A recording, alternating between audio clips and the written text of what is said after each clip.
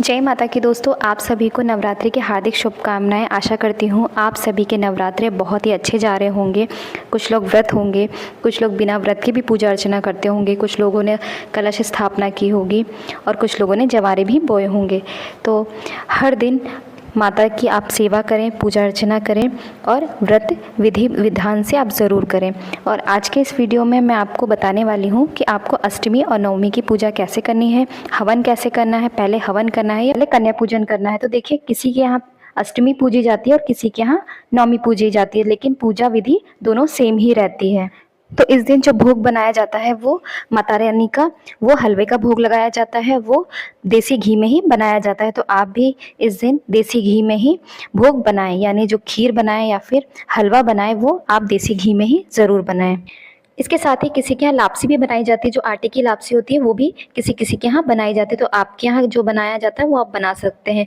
तो इस दिन देखिए, जो चने होते हैं काले चने, वो भी ज़रूर बनाए जाते हैं। उसके साथ आपको जो देसी घी की ही पूड़ी बनानी होती है। अगर आप देसी घी की पूड़ियाँ नहीं बनाना चाहते हैं या नहीं बना पा रहे हैं, कोई दिक्कत समस्या है, तो आप रिफाइंड या सोयाबीन का तेल भी यूज़ कर सकते हैं। लेकिन आप चाहें तो 8 पूड़ियाँ माता रानी के भोग के लिए घी में बना सकती हैं, बाकी के आप रिफाइंड में बना सकते हैं। तो देखिए, सबसे पहले आप इस दिन उठ जाइए। सुबह सवेरे उठने के बाद आप साफ़ सफाई करके चौकी की आसपास जो भी आपको फूल पत्तियाँ जो भी आपको लगता है बासी हैं वो सभी हटा दीजिए और यहाँ पर पहले आप सफाई कर लीजिए।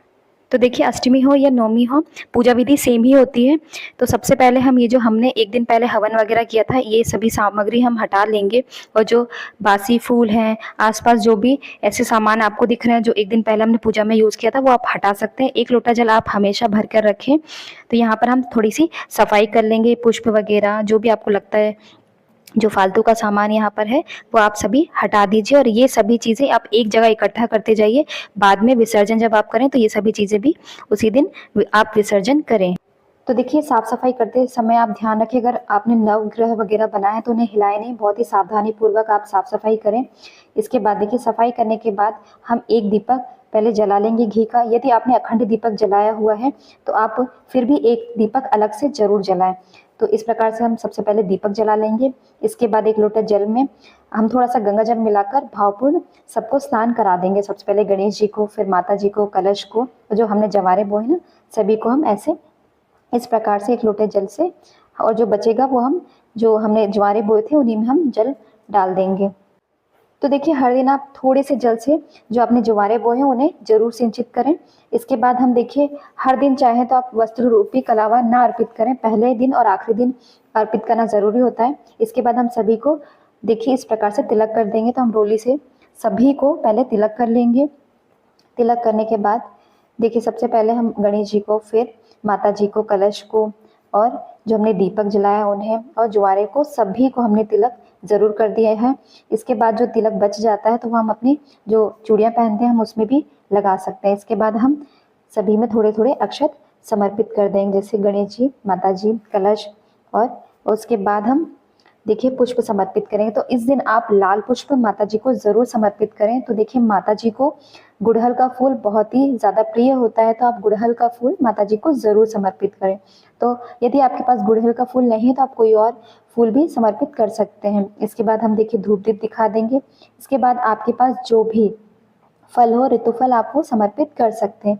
इस दिन जो भोग लगता है वो देखिए, मैंने बताया था आपको, हलवा पूड़ी और चनों का भोग लगता है। तो इस प्रकार से आप ज़रूर बनाएं। आप अगर बहुत ज़्यादा घी में सभी खाना नहीं बना सकते हैं तो आप जो अठवाड़ी यानी जो 8 पूड़ियाँ होती है आप वो ज़रूर घी में बनाएं।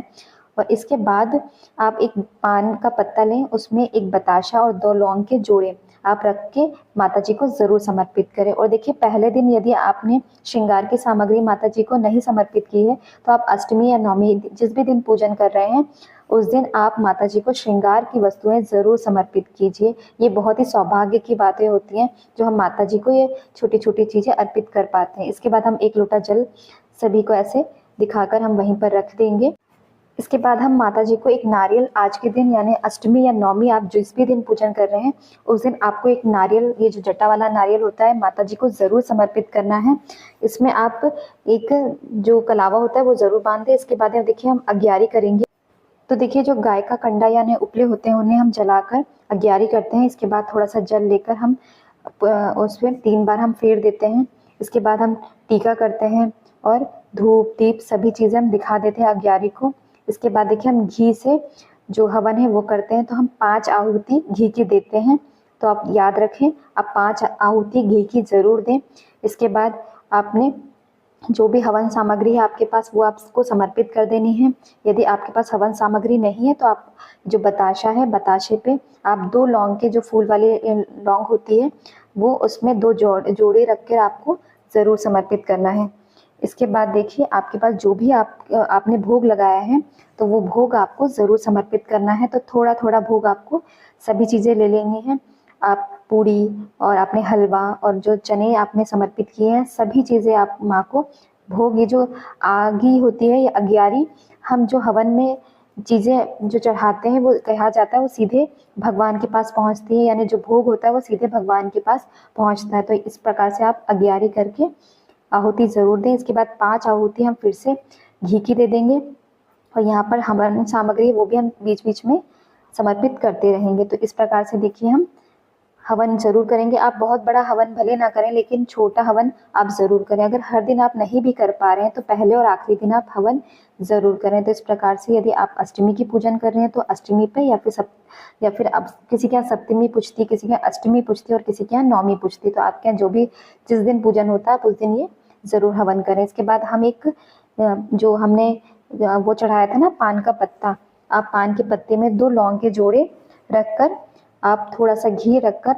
माता जी को ज़रूर समर्पित कीजिए। ये बहुत ही शुभ माना जाता है। आप पहले दिन नहीं चढ़ा पाए तो आखिरी दिन आपको ये पान माता जी को ज़रूर समर्पित करना चाहिए। इसके बाद हम थोड़ा सा जल लेकर 3 बार माता जी को वार देंगे, यानी जो हमने हवन किया था 3 बार घुमा देंगे, जल के छींटे दे देंगे। इसके बाद हम हाथ जोड़ के माता से प्रार्थना कर लेंगे, हमसे कोई गलती हो तो माता जी माफ़ करें।